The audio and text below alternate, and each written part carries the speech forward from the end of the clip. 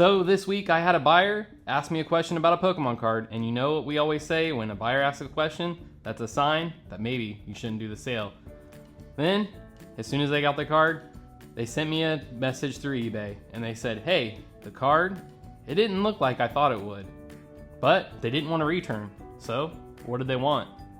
So, over here, I'm gonna have split screen. I'm gonna show you the messages, show you what they said, what I said, and show you their evidence. Let's get into today's video. Hey everybody, I'm Mr. Florida Flipper. If you're new here, I am a part-time reseller out here in the state of Florida, trying to make it a full-time gig. And this week we had a little buyer issue. So like I said, over here on the side, I'm gonna have the picture so you can see for yourself. I had a buyer who bought a Pokemon card for me. I have some Pokemon cards that I've had for a while. I got them from a Whatnot sale, of course. That's where most of my stuff comes from these days.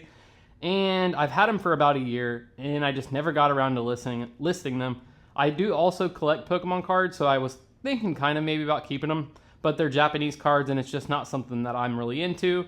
But they're really old. They're from 1999. They are Bandai is the maker, and they are Card Ass. That's the brand, the company that makes them. They did a lot of vending machine cards. Vending machines are really big in Japan. If you don't know, now you do.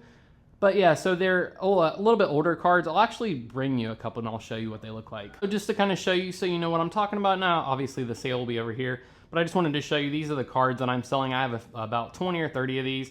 They're just these little different scenes from the animated series. Get it out of the light there. And you can see on the back, like this one right here, has a little story and it just kind of tells you what's going on. I did translate a few. It's just like kind of explains what the episodes are. So they're from the original show back in the day, and they just look like this. Little scenes, different scenes of Pokemon. And I actually realized after getting with this guy that they actually are a little bit more valuable than I originally was selling them for, and that kind of comes into play in this story. But anyway, let's get right into it. So over here is his messages. You can see what he said, but just to go over it really quickly here, basically he asked me during the weekend, he said, hey, I just want to check, is there any creases or scratches in this card or anything imperfection wise? Now I did list it as excellent lightly played condition, meaning it's from 1999. They're in really nice shape. There's no like tears, rips, or anything like that on the card. I took really close-up pictures, which I'll show you one right here, and I tried to do my best to show them what was going on with the card. Any grace or anything, but this is a 26-year-old card almost. And Pokemon, if you don't know, is very valuable. Now, whether I agree with that or not, as a collector myself, I do wish they were a little cheaper, a little easier to find. But this is a vintage Pokemon card that is somewhat desirable, and I did sell it for $15. Now, I'm not saying because it sold for $15, he doesn't deserve to get the card that he expected. But I'm just laying the groundwork of the story. So, anyway, so he asked this question. I said, no, please refer to the pictures because that's going to tell you as much as you need to know about the card's condition. And he said, that's the problem. I don't see anything wrong with the card in the pictures, but I've been burned before on cards, and I need this for my collection. And I once again told him, it's good. It doesn't have any creases or scratches that I can see. It looks in good condition to me. Then, of course, as soon as he got it, he sends me a message, which I'll put over here so you can see. And he's basically saying that the card does have a crease, and he's confused because you said it didn't have a crease. And I said, well, I didn't. And I took a look at his pictures, and one of them for sure on the back of the card, it just looks like a bend maybe, or a slight reflection of the light. It doesn't look like anything wrong with the card. I mean, you could put it underneath a book and it would flatten out.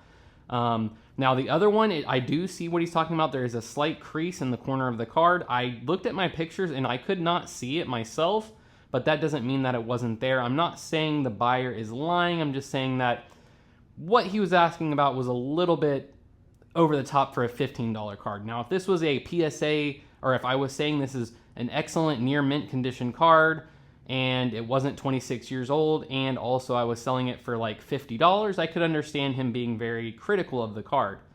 Now, not to say he doesn't have a legitimate problem with the card. So then I said, well, please open up a return. Kept it simple, nice and sweet. And then he proceeded to want to say, can you just please give me $5, basically. And now while I really wanted to just say, no, you can take your $5 and get lost, I didn't say that. I kept it professional. I tried to stay professional. I'm working on it. It's definitely something that I'm not the greatest with customer service with some buyers, because I don't think people realize how much time you spend and how little sometimes people make on these items. And that's not on the buyer. That's not their fault. You're selling it at a certain price and they're getting it at that price. But I'm just saying that I think that sometimes we do lose sight of grace in those types of situations. It's something I'm working on. So he then proceeded to say that he did not want to send the card back. He just wanted some money off the card because it's a damaged card, but he wants it for his collection. So he's basically, he or she, I'm not really sure, I can't remember if it was a woman or a man, but they wanted money off and wanted to keep the card. And they ended it with something I've seen far too many times in these types of situations. Some kind of disability or reason why they can't return it, and I'm putting them out, basically, that I'm making it harder on the buyer.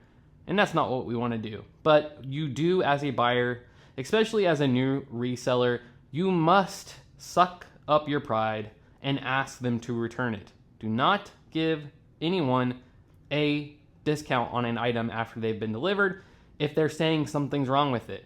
Now, does it make sense sometimes to cut your losses and give them a little bit of refund for them to be happy with the item, especially if you have truly made a mistake? Like, let's say you sent a shirt and the buyer found that it had a stain or tear in it that you did not see or mention in the listing. And instead of having them ship it back because it costs you more to have it shipped back than it would be worth to resell again, there's always a case to be made that you should just take the refund. But in most cases, in my opinion, it is better to just get the item back and sell it again, even if it's going to be at a loss, because that is what a lot of people on eBay do take advantage of. They know that the buyers don't want to have to pay for the shipping back if you have free returns on, or even if you don't have free returns, people will do an INAD, item not as described, and then that forces you to accept a return anyways. So you should just go ahead and let them send it back and resell it again to somebody else that's going to be happy with it. I've never had an item returned and then also returned a second time. Well, maybe I have had one item returned twice, but maybe then that's the item's fault. But all in all to say is that I think this buyer just wanted to get this card for a cheaper price than he paid. Which, if you look at the messages, you can see I even mentioned in the message that I actually could probably make more than $15 on the card, because after doing more research, I saw that I could make more. And I think that also pushed it a little bit more in the buyer's side, where he's like, yeah, he's kind of right. I usually would have paid more for this than if I got it from you for kind of a good price. So I think that helped the situation too. I think that'll keep him from wanting to return it. We'll see if he actually does try to return it or not over the $5. I think he won't. I think he's just going to keep it. But yeah, so just push back a little bit on things like that. Stand your ground. Tell them to return the item if they're not happy. Like I said in the messages, I don't want you to go unsatisfied. So there you go. I would just take it back and I can sell it for more, in my opinion. So a little update on the garage. We got it cleaned. We got all the boxes piled up back there. It's looking a lot nicer. Everything is cleaner. Me and my wife, we did a lot of yard work this weekend and we got this garage looking nicer. I still need to go through my inventory over here, but I can actually walk around in here now and we can fully get to all of our items that we need to. But let's go ahead and get into what sold this week, because we have some really good sales as well. Okay, so if you remember from the last video, I've been selling these tanks, and actually I had a buyer who I think is also going to resell them because their eBay username had hobby in the title.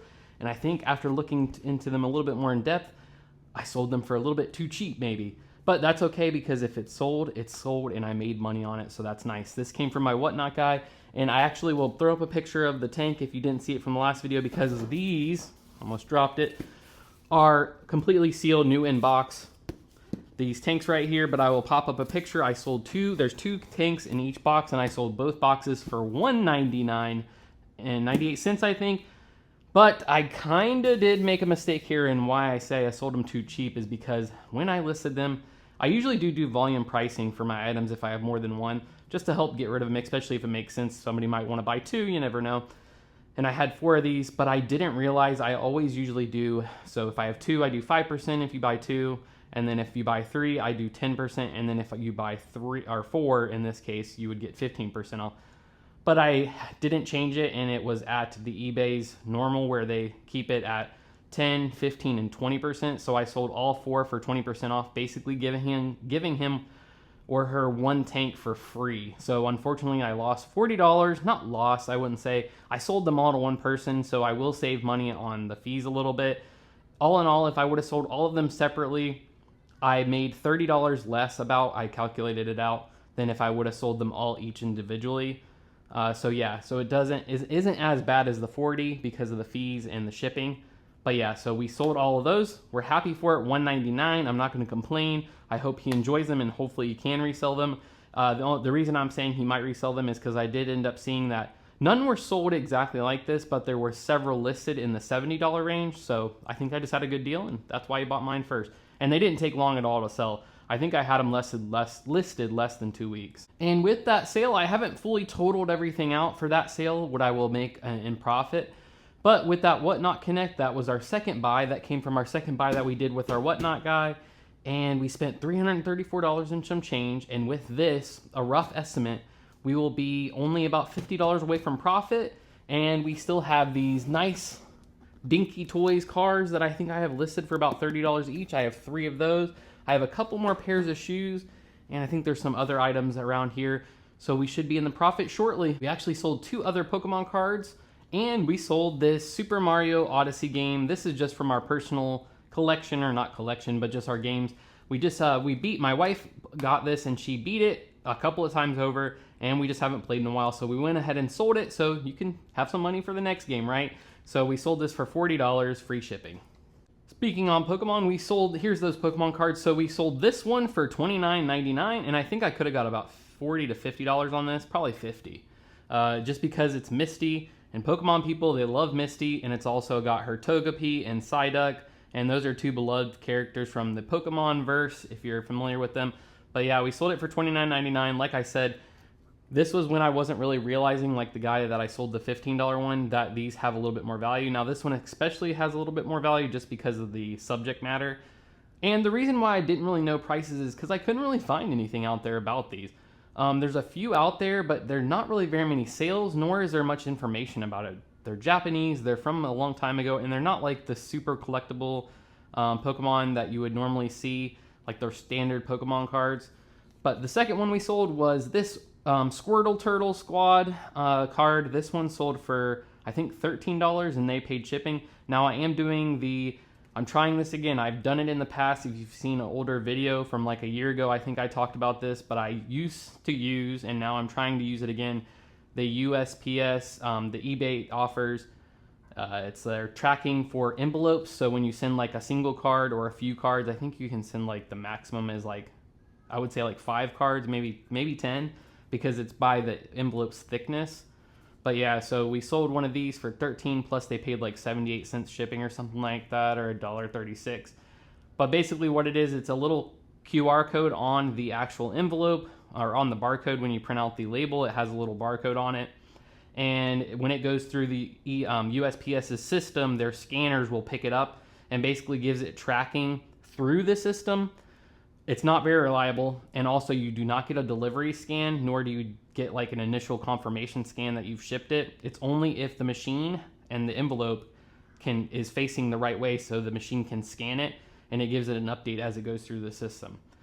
The only problem with that is that if anything happens to it, that's where you get into trouble with it, and you really don't have any recourse through eBay if the card doesn't show any scans, which I've had several times where the card doesn't show a scan, and I have to give the buyer their money back, and I don't even know what happened to the card. So it's only for cards that are under $20 typically for this reason. Now this one I did regular shipping. They paid $5 and some shipping on it, so it's going to have the regular eBay tracking on it. So under 20, I would try it out. I'm trying it out, and it worked so far. We'll see. Also guys, if you like the video, I am sweating to death out here. So if you could give me a like or a thumbs up to show me that, you know, it's worth it to sweat out here in this garage, I'd really appreciate it. All kidding aside, it is super hot out here in Florida, and I need to get an air conditioning unit for this garage because I'm gonna get redder and redder as this video goes on. I'm just letting you know so you can watch the transition.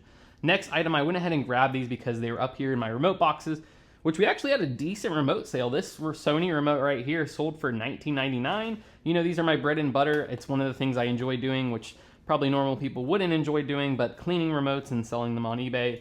I'm getting through my stash here. They take time to sell, but when they do, they're pretty nice profit. You know, you pay $1 or so per remote and you sell them for 20 bucks. Not bad at all. And then the next remote sale, we sold this Magnavox remote right here for $15, free shipping. We sold one more thing for $29.99, but I cannot find it right this instance, but yeah, we sold that. And then the last thing we sold was one of our tanks, and we're getting low on the tanks. Not low, I should say. Let's see, how many do we have in here? Take a look. So we got all these left in here. Kind of got a decent amount. What, yeah, like maybe 10 left in there. But we sold this one right here, and this also came from my Whatnot buy. It's just a Matchbox tank. We sold that today, actually, during the filming of this video for $13. I think free shipping, but it'll be over here. Always try to put them over there. But yeah, that's so a nice little sale. We made almost 300 bucks with that $200 sale of those tanks. You know, we got the $40 game, $20 remote, a $30 sale on the card, and another card for $10. We made over almost $300 in a weekend. Very nice. Let me know also, one of my things I wanted to try doing, one of my other favorite resellers out there, he does the top 10 for the week. Let me know if you'd rather see top 10 for the week, or just when I have a good sales day, I try to fit it in. Usually over the weekend, you know, Saturday and Sunday, I get a decent amount of sales, so it's something a little bit more interesting than just like, here's my 3 items that I sold. But let me know if you would like to see like a top 10 every week. Obviously, I wouldn't have the actual item here to show you, but I would just show you on the computer or on my phone. I would have like little screens up while I'm talking, going over those items so you can see them, but it'd just be like my top 10 instead of, you know, Random Tuesday, this is what sold, which I try to make sure that when I do film one of these what solds that I, you know, get the items that are decent, you know, over 20 bucks or something, at least a couple of those in there. But sometimes you just don't have them. So yeah, let me know in the comments, guys. Thank you so much for watching. This is Mr. Florida Flipper, and I'll see you guys on the next one.